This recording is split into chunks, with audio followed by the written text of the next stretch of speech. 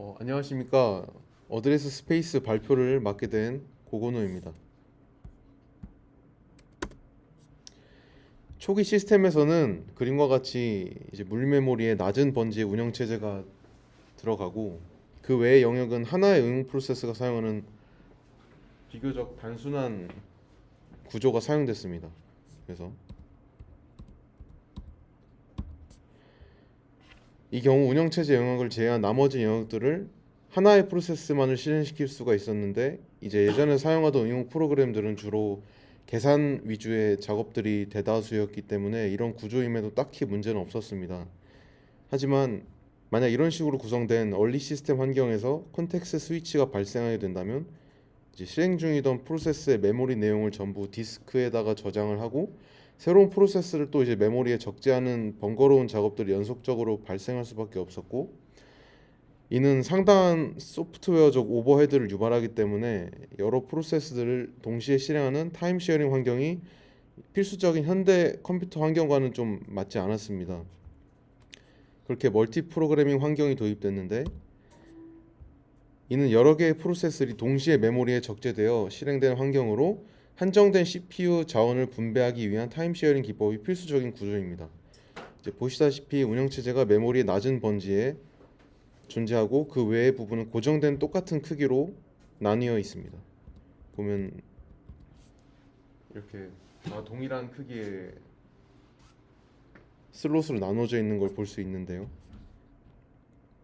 만약 프로그램이 실행된다면 각각의 프로세스를 위해 이제 한 칸씩을 배정받게 되고 이렇게 미리 메모리 영역을 나눠 놓고 각각의 프로세스를 이해 할당하는 식의 구조는 앞서 보여드린 얼리 시스템에서 사용된 구조처럼 디스크에 저장하고 메모리에 다시 적재하는 불필요한 작업이 생략되기 때문에 성능적으로 훨씬 뛰어납니다.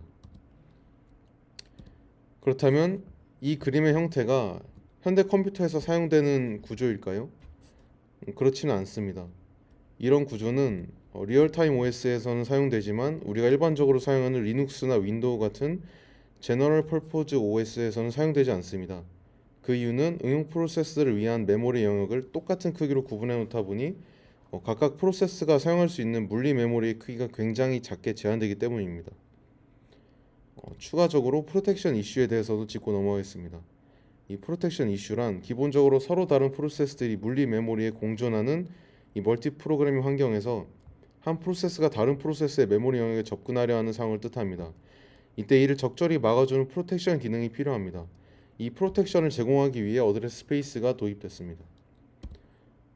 어드레스 스페이스는 응용 프로그램의 추상화를 제공하는데 이로써 응용 프로그램은 자신이 물리 메모리 어느 위치에 얼마큼 존재하는지 정확히 알 필요가 없게 됩니다. 대신 이 가상의 메모리 공간, 슬라이드에 나온 것 같이 0kb부터 64kb까지의 공간에 존재하며 실행한다고 인식하게 됩니다. 응용 프로그램은 64KB 크기의 여러 슬롯들 중 어디에 위치할지 알 수 없습니다. 하지만 어느 슬롯에 할당되든 자신은 항상 0kb부터 64kb까지의 주소 공간을 가지고 그 안에는 이제 프로그램 코드, 힙, 스택 등이 존재한다고 인식하며 실행하는 것입니다. 이런 추상화를 통해 응용 프로그램은 트랜스페런시와 앞서 언급드렸던 프로텍션을 갖출 수 있게 됩니다. 다음은 어떤 프로세스가 생성될 때 그 프로세스의 어드레스 스페이스에 어떤 식으로 프로그램 코드, 힙 스택들이 자리하게 되는지 알아보기 위한 예제 코드입니다. 메인 함수는 실제로 그 함수가 구현되어 있는 부분의 시작 주소를 가리킵니다. 밑줄에서 malloc 함수로 동적 메모리를 할당하는데 현재 지금 1바이트를 할당하고 있는 상태고요. malloc 함수의 리턴 값은 새롭게 할당한 이 1바이트짜리 어느 메모리 영역에 대한 주소인데 이 메모리 영역은 힙에 할당되며 지금 막 할당된 힙의 제일 윗부분에 자리 잡게 됩니다. 지역 변수로 선언된 x는 스택 안에 생성됩니다. 컴파일 후 실행시켜 보면 프로그램 코드의 위치는 가장 낮은 주소를 가리키고 있고 힙은 그것보다 조금 더 위쪽에 존재합니다. 아무래도 코드 자체가 긴 코드가 아니다 보니 둘의 간격이 그렇게 크진 않고 마지막으로 스택은 높은 주소를 가리키며 상당히 크기가 큰 것을 볼 수 있습니다. 그렇다면 이런 어드레스 스페이스는 현대 컴퓨터에서 어떻게 제공될까요?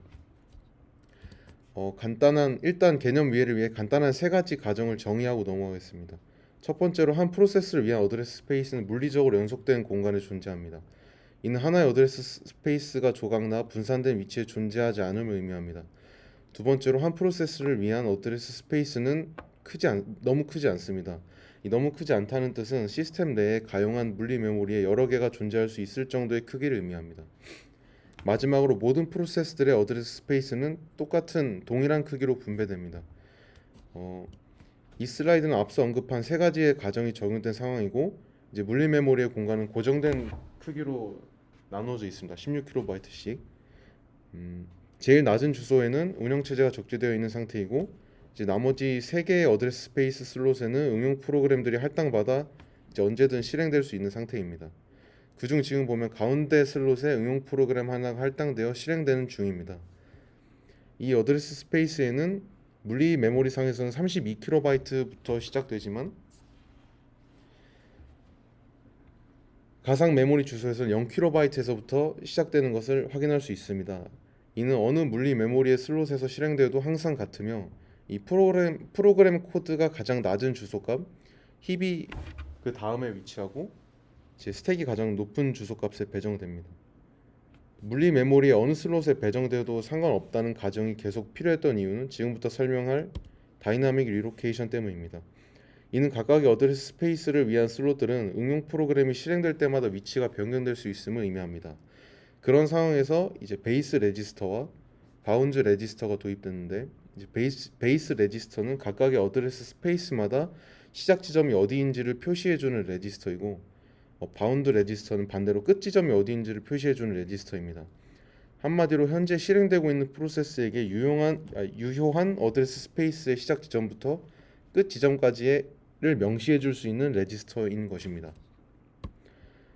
이 베이스 레지스터를 통해 가상 주소로 물리 메모리의 실제 주소도 도출할 수 있는데 이제 베이스 레지스터에 가상 주소를 더해주면 결국 어드레스 스페이스가 시작하는 물리 주소를 나타내므로 여기에 가상 주소를 더한다면 실제 물리 메모리에서의 주소를 구할 수 있게 됩니다. 한마디로 가상 주소가 오프셋 역할을 수행한다고 생각하시면 편하겠습니다. 응용 프로그램들이 실행될 때마다 슬롯이 계속 바뀌어도 이 가상 주소는 그대로이기 때문에 이 둘을 더한다면 언제든지 물리 주소를 구할 수 있게 된 것입니다. 이렇게 어드레스 스페이스의 개념과 어드레스 스페이스에 사용되는 가상 주소, 마지막으로 실제 물리 주소를 구하는 방법까지 살펴봤습니다. 감사합니다.